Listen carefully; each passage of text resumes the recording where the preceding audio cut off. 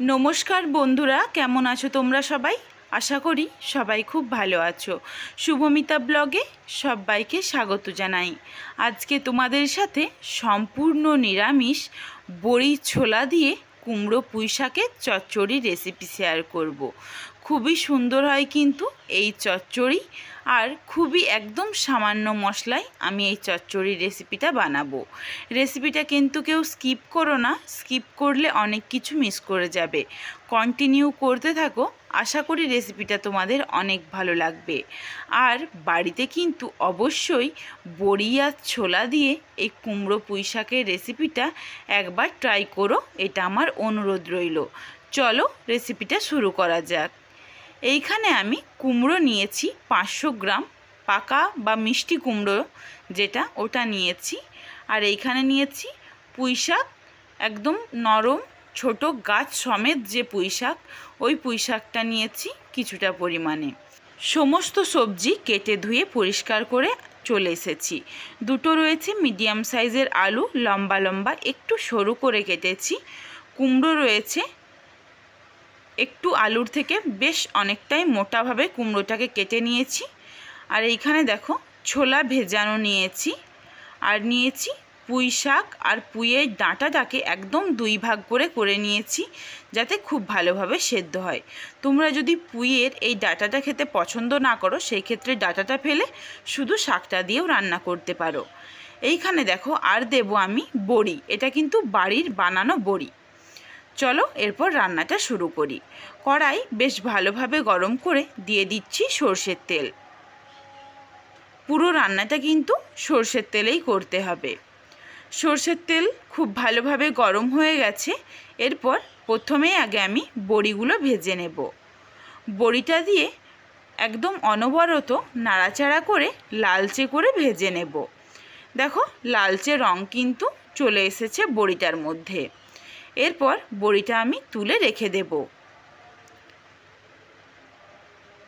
যেইটুকু তেল রয়েছে কড়াইয়ে, এর সাথে আবারও প্রায় 1 থেকে 2 টেবিল স্পুন মতো সরষের তেল অ্যাড করে দিয়েছি। খুবই সামান্য তেল, খুব বেশি না। 1 টেবিল স্পুন 5 ফোড়ন আর একটা শুকনো লঙ্কাকে ফাটিয়ে দিয়ে দিয়েছি। খুব ভালোভাবে দেখো ফোড়নটা 20 থেকে 30 সেকেন্ড ধরে লালচে করে ভেজে নিয়েছি। এরপর লম্বা লম্বা করে টুকরো করে কেটে রাখা আলুটা দিয়ে নাড়াচাড়া করে নিলাম 1 মিনিট। 1 মিনিট কিন্তু হাই ফ্লেমে নাড়াচাড়া করে নিয়েছি যাতে আলুর কাঁচা গন্ধটা গিয়ে, আলুটা দেখো সামান্য একটু হালকা একদম লালচে কালার চলে এসেছে। 1 মিনিট নাড়াচাড়া করলেই হবে। এরপর কেটে রাখা কুমড়োটা আলুর সাথে অ্যাড করে ভালোভাবে মিশিয়ে নিলাম। আলু আর কুমড়োর স্বাদ অনুযায়ী লবণ দিয়ে দেব। এখন আমি দিচ্ছি আলু আর কুমড়োর স্বাদ অনুযায়ী লবণ।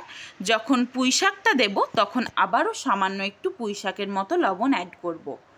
দেখো লবণ দিয়ে আবারও ভালোভাবে মিশিয়ে নাড়াচাড়া করে নিলাম। এরপর ঢাকনা দিয়ে ঢেকে দেব। চলো এরপর মশলাটা বেটে নিই। এইখানে নিয়েছি কাঁচা আদা, এই জন্য আমি 2 ইঞ্চ পরিমাণে নিয়েছি। তোমরা যদি পুরনো আদা ব্যবহার করো সেই ক্ষেত্রে কমও নিতে পারো। আর ঝালের অনুযায়ী কাঁচা লঙ্কা বাটির মধ্যে পেস্ট করে দিয়ে দিয়েছি 1/2 টেবিল স্পুন হলুদের গুঁড়ো। খুব ভালোভাবে হলুদের গুঁড়ো দিয়ে মিশিয়ে রেখে দিয়েছি। এইদিকে দেখো মশলাটা আমি যখন রেডি করেছি, এইদিকে কিন্তু কুমড়োটাও ভালোভাবে ভাজা হয়ে গেছে, অনেকটাই সেদ্ধ হয়ে গেছে কুমড়োটা, ভেঙে দেখিয়ে দিলাম। এরপর ভেজানো ছোলাগুলো দিয়ে আবারও নাড়াচাড়া করে ঢেকে দেব 2 মিনিটের জন্য। তো দেখো 2 মিনিটের মতো আমি ছোলা দিয়ে একটু নাড়াচাড়া করে নিয়েছি। ছোলাটাও হালকা একটু ভাজা হয়ে গেছে। এরপরে এখানে বেটে রাখা মশলার জলটা অ্যাড করে দেব।